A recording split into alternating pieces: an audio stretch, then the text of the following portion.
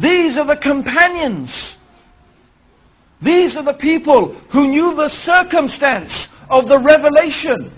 Which ayah was revealed in which circumstance. They are the ones who saw the Prophet ﷺ pray. They saw him with their eyes. They saw the Prophet ﷺ fast and make hajj. And so on and so forth. So they lived with Rasulullah ﷺ. They were his companions. They were eyewitnesses to the events. They would sit and learn directly from Rasulullah ﷺ about the deen. So who could know better about Islam than his companions? It is absolutely logical that the people who would know best about this religion are the people who studied from the messenger to whom this religion was revealed. This is from aql. This is from logic. Actually, this is also the main reason why when I first became Muslim, I could never become Shia. I could never have become a Shia. Because when I first became Muslim, in fact, at the time, the Iranian Revolution was very strong. And outside the mosque where I now work, which is the main mosque in London, the Regent's Park Mosque, the Central Mosque, every week you used to have the Shia handing out a newspaper, Al-Khayran it was called. And we used to read it avidly. And we used to follow this slogan, no East, no West, Islam is the best, and all that type of stuff. Okay? And you know, Khomeini for many people was a big hero, because it seemed as if he had shown to the world that once again we could implement Islam and have an Islamic state as we thought. But so I began to study Shiism and what it was teaching and what it was saying.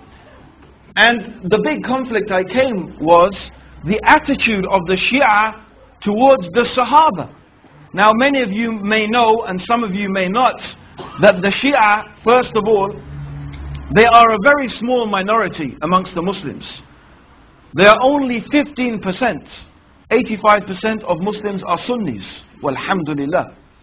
The Shia only constitute about 15%. So they are a small minority. However, their claim is, amongst the many things that they say, is that the majority of the companions of the Prophet apostatized from Islam after the death of Rasulullah sallallahu alayhi wasallam. Particularly the three taghuts, who they call, a'udhu billah, the three taghuts, Abu Bakr, Umar and Uthman. They call them the three taghuts, which means, taghut means a false god. Something that anything that is worshipped besides Allah is a false god. And it could mean an unjust ruler who rules according to other than the guidance of Islam. He is a taghut. So they call them the three taghuts, because they claim that Abu Bakr and Umar and Ali, may Allah subhanahu wa ta'ala be pleased with them, usurped and deprived Ali of the rightful inheritance of being the successor of Rasulullah sallallahu alayhi wasallam. And of course most of the companions agreed with that, so they also claimed that most of the companions apostatized from Islam. But I thought this is incredible. How is it that Allah chose to be the companions of the messenger, a group of people who after his death apostatized from his religion? And these are the people who spent all of their life with Rasulullah sallallahu alayhi wasallam. These are the people who are ready to give and often did give their lives in the service of Islam to protect the Prophet sallallahu alayhi wasallam and to protect the religion that the Prophet preached. How they sacrificed their money and their time and everything for the cause of Allah and His religion. Yet when the messenger dies, they apostatize. It doesn't make any sense. It's illogical. It seems to be a totally irrational proposition. Rather, we believe that the companions are the best of all the human beings after the prophets. And the best of the human beings after the prophets is Abu Bakr. And the best after him is Umar. And the best after him, although there's some disagreements, is it Ali or Uthman, or are they the...